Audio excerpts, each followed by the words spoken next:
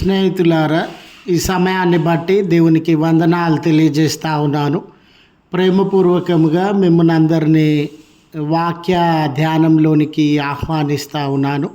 ఈ ఆదివారం కొరకు గాను మనకు అందించబడిన అంశము పరిశుద్ధ యూకరిస్తు సమాధానపరచుబల్ల.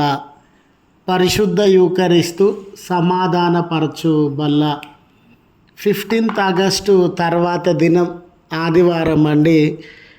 ఈ 15th ఆగస్టు దినాన మనం ఇండిపెండెన్స్ డే స్వతంత్ర దినాన్ని చాలా ఉత్సవంగా పండుగ మాదిరిగా జరిగించుకొనినటువంటి వారంగా ఉండినాం. భారత దేశ ప్రజలందరూ కూడా దేశం పట్ల, తమ సమాజం పట్ల ఉన్న భక్తిని, శ్రద్ధను కనబరిచి తమ బాధ్యతను గుర్తు చేసుకున్నటువంటి వారుగా ఉన్నారు. మరి దేశం కొరకు ఇది చేయాలి, అది చేయాలి, దేశం పట్ల ఇలాంటి వైఖరిని, అలాంటి వైఖరిని కలిగి ఉండాలి అనే దేశభక్తికి సంబంధించిన మాటలు, ఆలోచనలు సమాజంలో అన్ని చోట్ల ఈ 15th ఆగస్టు దినాన జరిగించినటువంటి వారుగా ఉన్నారు. మరి దేశం అంటే మట్టి కాదోయ్, దేశం అంటే మనుషులోయ్ అనే మాట ఒక మహానుభావుడు తెలియజేసినాడు. దేశం అంటే మట్టి కాదు, దేశం అంటే మనుషులు. మరి మనుషులను ప్రేమించే వారంగా, మనుషుల పట్ల మంచి మనసు కలిగినటువంటి వారంగా ఉంటే, దేశమును ప్రేమించినటువంటి వారంగా, దేశం పట్ల మంచి మనసు కలిగినటువంటి వారంగా, మనుషుల పట్ల మనకున్నటువంటి బాధ్యతను నెరవేర్చినట్లయితే, దేశం పట్ల మనకున్నటువంటి బాధ్యతను నెరవేర్చినట్లే అనే ఆలోచనను మనము అర్థం చేసుకోవచ్చు. ఈరోజు దేశం అంటే మాకు చాలా దేశభక్తి ఉందండి, దేశమును బాగు చేయాలన్న ఆలోచన ఉందండి, దేశం అన్ని రంగాలలో ముందుకెళ్ళాలి అనే ఆలోచన ఉందండి అనే చెప్పుకునే చాలామంది రాజకీయవేత్తలు కానివ్వండి, మత నాయకులు కానివ్వండి, మనుషుల విషయంలో చాలా విపరీత ధోరణిని ప్రదర్శించేటటువంటి వారుగా ఉన్నారు. చూడండి, ఈ మతం వేరే వాళ్ళండి, ఈ కులం వేరే వాళ్ళండి, ఈ జాతి వేరే వాళ్ళండి, ఈ మనుషుల మధ్య విభజనలు, మనుషుల మధ్య విభేదములు, తారతమ్యములు, మనుషుల మధ్య అనేకమైనటువంటి విభజనలను కలుగజేస్తూ రాజకీయంగా, మతపరంగా ఏదో మేలు అనుభవించాలనే ఆలోచన కలిగి మనుషులను కించపరిచేటటువంటి వారుగా, మనుషుల మీద దాడి చేసేటటువంటి వారుగా, తోటి మానవుణ్ణి శారీరకంగా, మానసికంగా, కులం పేర, మతం పేర దూషించి కలవరపరిచేటటువంటి వారుగా ఉండినారు. ఇలాంటి పరిస్థితుల మధ్య దేశానికి స్వతంత్రం వచ్చిందండి అని మనం సెలబ్రేట్ చేసుకుంటూ ఉన్నాం. వాస్తవానికి దేశంలో ప్రజల పరిస్థితి, మనుషుల పరిస్థితి ఈ రీతిగా ఉండినట్లు మనం గమనించవచ్చు. అలాగునే స్నేహితులారా, క్రైస్తవ సంఘము అనేటటువంటిది క్రీస్తు యొక్క శరీరం అని మనము భావించేటటువంటి వారంగా ఉంటాం. మరి అపోస్తుడైనటువంటి పౌలు, విశ్వాసులైనటువంటి మీరు ధనికులుగా ఉండండి, పేదవారుగా ఉండండి, లేక అల్పమైన కుటుంబాలకి, రాజకుటుంబాలకి దాసులుగా, యజమానులుగా ఏ రీతిగానైనా ఉండండి, మిమ్మల్ని విమోచించినటువంటి క్రీస్తు ఒక్కడు కనుక ఆయన శరీరమే సంఘము, శరీరంలో మీ అందరూ అవయవములుగా ఉన్నారు అనే ప్రభుభోజన సంస్కారము మనం పాలు పంపులు పొందే సమయంలో మనం క్రీస్తు శరీరంలో పాలి భాగస్థులమని. ఒక్క శరీరము, ఒక్క రొట్టె అనేకులమైన మనమందరము ఒక్కటి అనే నినాదాన్ని ప్రతి ఆరాధనలో కూడా మనము వ్యక్తపరిచేటటువంటి వారంగా ఉంటాం. కానీ వాస్తవానికి సంఘము యొక్క పరిస్థితులను నేడు గమనించినట్లయితే అనేక విభేదముల మధ్య, తారతమ్యముల మధ్య, కలహముల మధ్య, ఆటుపోట్ల మధ్య, అనైక్యతతో, విభజనలతో, కన్నీళ్లతో సంఘము జీవిస్తున్నటువంటి పరిస్థితి. వేరే వారిని మనము అంగీకరించే పరిస్థితిలో, సమాధానపడే పరిస్థితిలో మనం లేమండి. మనతో ఇతరులు సమాధానపడే స్థితిలో ఇతరులు లేరండి.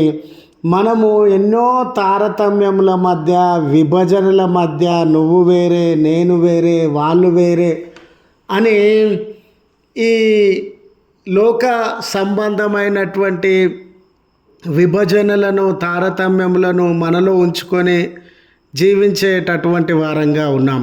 ఇలాంటి తరుణంలో ఒకసారి మనల్ని మనం ప్రశ్న వేసుకోవాలా? ఇన్ని విభేదాలు, ఇన్ని విభజనలు మనలో ఉన్నప్పుడు, ఇన్ని రకములైనటువంటి విద్వేషముల మధ్య మనము నలిగిపోతూ ఉన్నప్పుడు ఈ లోకానికి ఏమని సాక్ష్యాన్ని మనము ఇవ్వగలుగుతాం? రెండవది, ఇతరులు మనకు విభేదించినప్పుడు ఇతరులతో అనేక విషయాలలో వాళ్ళ గురించి మనం చెడుగా, మన గురించి వాళ్ళు చెడుగా ప్రచారం చేస్తున్న సందర్భంలో వాళ్ళకు ఏ రీతిగా నెమ్మది దొరుకుతుంది, మనకు ఏ రీతిగా నెమ్మది దొరుకుతుంది? అన్నిటికీ మించి సంఘంలో ఇలాంటి విభజనలో క్రీస్తు వీటిని చూస్తూ ఉన్నప్పుడు, క్రీస్తు మన కలహములను, క్రీస్తు మనలో ఉన్నటువంటి రాగ ద్వేషాలను చూస్తూ ఉన్నప్పుడు ఆయన ఎంత నొచ్చుకునేటటువంటి వాడుగా, దుఃఖపడేటటువంటి వాడుగా, అయ్యో నా కుమారుల పరిస్థితి ఇది, నా కుమార్తెల పరిస్థితి ఇది అని ఆయన ఎంత వేదనను, హృదయంలో నొప్పిని అనుభవించేటటువంటి వాడిగా ఉండినాడు. దేవుని మనసు మనమందరము ఐక్యత కలిగి ఉండాలని, ఒకరితో ఒకరము విభేదములు మరిచి, తారతమ్యములు మరిచి, కలహములు మరిచి, గాయములను మరిచి సమాధాన పడాలని ఈ అంశాన్ని మనకిచ్చినారండి. యూకరిస్తూ సమాధానపరచు బల్ల అని. చూడండి, చదవబడిన లేఖన భాగములను సైతం గమనించినప్పుడు నిర్గమకాండము 24వ అధ్యాయంలో మరి ఇశ్రాయేలు జనాంగాన్ని దేవుడు ప్రత్యేకపరిచి పిలిచి వారిని ఐగుప్తు చెరలో నుండి విమోచించి వాగ్దాన భూమిలోనికి నడిపించుచున్న సందర్భంలో ప్రతి దశలో, ప్రతి దినాన, ప్రతి సంఘటనలో దేవుని మీద వారు సనిగినటువంటి వారుగా, గొనిగినటువంటి వారుగా ఉండినారు. దేవుని ప్రేమను, దేవుని యొక్క ఆశ్చర్య అద్భుత కార్యాలను, దేవుని యొక్క ఉద్దేశములను, దేవుని యొక్క చిత్తాన్ని వాళ్ళు పట్టించుకోలేదండి. చాలా పర్యాయాలు దేవుని పట్ల వారు అవిధేయత చూపి కఠినమైన మనసు కలిగినటువంటి వారై, కఠినమైన ఆలోచనలు కలిగినటువంటి వారై, కఠినమైన నోళ్లతో, కఠినమైన మాటలతో దేవుణ్ణి ఆయాసపరిచి దేవుని యొక్క కోపానికి కారణమైనటువంటి వారుగా ఉండినారు. అలా దేవుని నుండి వారు వైదొలిగినటువంటి వేళ, దేవుని సహవాసంలో నుండి, దేవుని యొక్క సన్నిధిలో నుండి వారు దూరస్తులుగా మిగిలిపోయినటువంటి వేళ సీనాయి పర్వతం మీద వారందరినీ దేవుని యొద్దకు తీసుకొని వచ్చి మోషే గారు మధ్యవర్తిగా ఉండి దేవునితో వారిని సమాధాన పరిచేటటువంటి వాడుగా ఉండినాడు. చూడండి స్నేహితులారా, ఈరోజు మనము క్రైస్తవులంగా పిలువబడుతూ ఉండవచ్చు. నేను చాలా శ్రేష్టమైన విశ్వాసినని, మన హృదయంలో మనం అనుకుంటూ ఉండవచ్చు. ఒకసారి మన జీవితములను మనం పరిశీలన చేసుకుందాం. మన స్నేహితుల వైపు చూసినప్పుడు, కుటుంబ సభ్యుల వైపు చూసినప్పుడు వీళ్ళు నాతో దగ్గరగా ఉన్నారా, దూరంగా ఉన్నారా, వీళ్ళు నా మనసుకు దగ్గరగా ఉన్నారా, దూరంగా ఉన్నారా అని కొన్నిసార్లు మనము పరిశీలన చేసుకునేటటువంటి వారంగా ఉంటాం. అలాగనే ఈరోజు ఏ మనసుతో దేవుని ఆరాధనలోనికి వచ్చి ఉన్నావో, ఎలాంటి ఉద్దేశంతో, ఆలోచనతో దేవుని ఆరాధనలో పాల్గొంటూ ఉన్నావో, దేవునికి నేను దగ్గరగా ఉన్నానా, దేవునికి నేను దూరంగా ఉన్నానా, దేవుని మనసును ఆయాసపరిచేటటువంటి వ్యక్తిగా ఉన్నానా అని దేవునితో మన సహవాసాన్ని మనము పరిశీలన చేసుకోవాలి. అసలు సమాధానంగా ఉన్నానా దేవునితో నేను? దేవుడు సమాధానంగా ఉండేలాగున నా ప్రవర్తన, నా మాట, నా క్రియలు దేవుణ్ణి సమాధానంగా, సంతోషంగా ఉండేలాగున ఉన్నవా అని మనల్ని మనం పరిశీలన చేసుకొని, ఇశ్రాయేల్ జనాంగం సినాయి పర్వతము మీద దగ్గర ఏ రీతిగానైతే దేవునితో సమాధాన పడినారో, ఈరోజు మనము దేవునితో సమాధాన పడవలసినటువంటి అవసరత ఉండింది. స్నేహితులారా, నా ఇష్టము, నా ఉద్దేశము, నేను ఇలాగుననే ఉంటానండి, నా జీవితం ఇలాగుననే ఉంటానండి, ఎవరు నన్ను ప్రశ్నించేది అని మనల్ని మనము కఠినమైన హృదయంతో ఉన్నట్లయితే దేవునితో మనము సమాధాన పడలేము. స్నేహితులారా, దేవుని ఆయన సమాధాన పడుట కొరకు మనల్ని ఆహ్వానించుచున్నటువంటి దేవుడుగా ఉండినాడు. కొరింథీయులకు రాసిన 2వ పత్రిక 5వ అధ్యాయంలో, క్రీస్తు నందు మోషే దేవుని దగ్గరకు ప్రజలను తీసుకొని వచ్చి, మేము దేవుని యందలి విధేయత కలిగి ఉంటాం, దేవుని మాటలను అనుసరించి నడుచుకుంటామని దేవుని ఎదుట వారు ప్రామిస్ చేసిన తర్వాత ఒక బలిని అర్పించినటువంటి వాడిగా ఉండినాడు. బలిని అర్పించడంలో, ఆ ప్రామిస్ టైంలో లేక ఆ నిబంధన టైంలో బలిని అర్పించడంలో ఉన్న ఉద్దేశం ఏంటనంటే, ఆ నిబంధనను వారు సీరియస్గా తీసుకోవాలని. ఆ నిబంధనలో ప్రజలు ఆ రక్తం ద్వారా దేవుడు ప్రజలను అందరినీ క్షమించి వారిని అంగీకరించాలని, ఆ బలిని వారి యొక్క నిబంధన సీల్, ముద్ర వేసినటువంటిదిగా, రచన చేసి సంతకాలు చేసినటువంటిదిగా, సీల్ వేసినటువంటిదిగా ఉండాలని ఆయన బలియాగము అందించినటువంటి వాడిగా ఉండినాడు. అలాగుననే మనము దేవునికి దూరస్తులుగా ఉండగా క్రీస్తు తన శిలువ రక్తం ద్వారా మనలను సమాధానపరిచినాడు. మన పాపాన్ని, మన యొక్క అవిధేయతను, మన అపరాధములను, బలహీనతలను మనలను తొలగించి దేవుని యొద్దకు మనల్ని నడిపించినటువంటి వాడిగా ఉన్నాడు. కనుక ఈ యూకరిస్తు సందర్భంలో మనము దేవునితో సమాధానం కలిగినటువంటి వారుగా ఉండాలి. ఒకవేళ ఇప్పటి వరకు దేవునికి నాకు సమాధానం లేదు అనుకునే వ్యక్తులు ఈ దినాన సమాధాన పడాల్సిన అవసరత ఉండింది. రెండవ విషయాన్ని, మనుషులతో మనము సమాధానము కలిగి జీవించేటటువంటి వారంగా ఉండాలి. స్నేహితులారా, చాలా పర్యాయాలు మనము దేవుని ఉద్దేశం ఏమై ఉన్నది, దేవుని మనసు ఏమై ఉన్నది అని ఆలోచించినటువంటి వారంగా ఉంటాం. ఇప్పుడు దేవుని మనసు ఏంటి, ఆయన ఉద్దేశం ఏంటి, ఒక విశ్వాసి జీవితం నుండి దేవుడు ఏమీ కోరేటటువంటి వాడుగా ఉన్నాడు? ఆయన డబ్బా, పదవ, పేరు, ప్రఖ్యాతుల, తలాంతుల, నీలో ఏ గొప్పతనాన్ని చూసి ఆయన మురిసిపోయే దేవుడుగా ఉన్నాడు? నీలో ఏ స్వభావాన్ని చూసి ఆయన ఆనందించే దేవుడుగా ఉన్నాడు అని అంటే, స్నేహితులారా, ఈ మత్తయి సువార్త 5వ అధ్యాయం 23వ వచనం మొదలుకొని ఆయన ఎదుటి వారితో సమాధాన పడేటటువంటి వ్యక్తులు.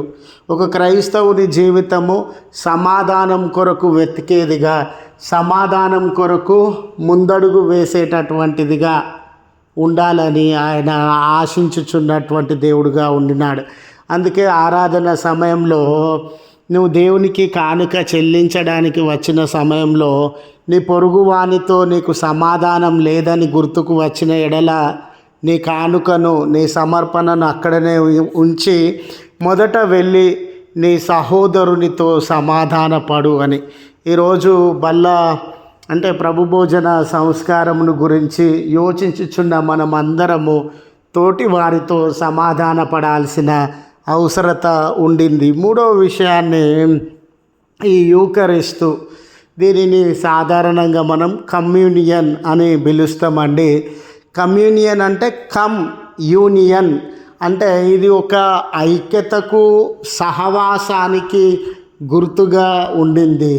ఒకే శరీరంలో మనము పాలు పొందేటటువంటి వారంగా ఉండినాం. దీని అర్థం ఏంటనంటే మనమందరం కూడా సహవాసము కొరకు పిలువబడినటువంటి వారం. మనం ఒకరితో ఒకరము కలిసి జీవించడం కొరకు పిలువబడినటువంటి వారం. వ్యక్తిత్వం అనే మాట మనము విని ఉంటాం కదండి. ఆ క్రైస్తవుని యొక్క వ్యక్తిత్వము ఏ రీతిగా ఉండాలనంటే దేవునితో ఏ రీతిగా తాను సహవాసం చేస్తూ ఉన్నాడో తన పొరుగు వారితో కూడా అటువంటి సహవాసము చేయగలిగినటువంటి వాడుగా ఉండాలి. కనుక మన జీవితంలో ఆ ఒకే రొట్టె, ఒకే శరీరము, ఒకే సహవాసము.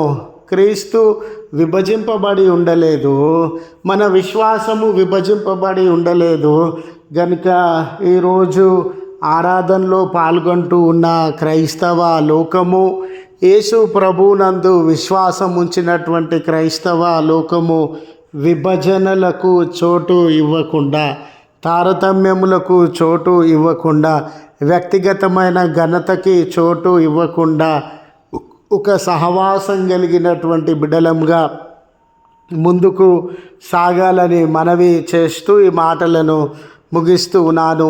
త్రియేక దేవుని ఉన్నతమైన దీవెన, ఆశీర్వాదము, సహవాసము మనెల్లరకు తోడై ఉండి మనలను కాపాడును గాక. ఆమెన్.